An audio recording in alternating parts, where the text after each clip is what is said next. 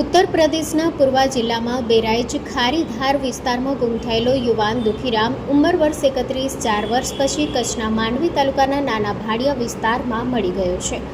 યુવકની લાંબી ગાયબ થવાની તપાસ દરમિયાન તે અનેક રાજ્યોમાં ફરતો હતો અને સતત ભટકતો રહ્યો. 21 માર્ચ 2026ના રોજ માનવજ્યોત કાર્યકર દેવાંગભાઈ ગઢવીને યુવક મળતા તેને તેના વાહનમાં માનવજ્યોત કાર્યાલય પહોંચાડવામાં આવ્યો. શ્રી રામદેવ સેવાશ્રમ પાલારા કચ્છે યુવકને આશ્રય આપ્યો. સેવાશ્રમના સામાજિક કાર્યકર રીતુબેન વર્માએ ઉત્તર પ્રદેશ પોલીસની સહાયથી યુવાનના પરિવાર સુધી સંપર્ક સ્થાપી અને તેની 7 સભ્યોની પરિવારજનો ભુજ પહોંચી મિલન કરાવ્યું. 4 વર્ષ પછી પિતાની ગોદમાં પુત્રનું પાછું આવવું ભાવુક દ્રશ્યો સર્જનારું હતું. પરિવારના જણાવ્યા મુજબ યુવકની 7 વર્ષની દીકરી છે અને તેના પત્ની દીકરી બંને હાલ પિયરમાં છે. હવે યુવક પોતાની દીકરીને લઈને ઘરની સાથેથી રહેવા આવનાર છે. યુવક હાલમાં 35 વર્ષનો થઈ ગયો છે.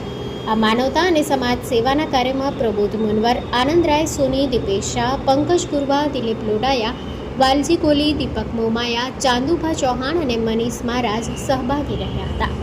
Story report by Karan Vaghela, Bhuj.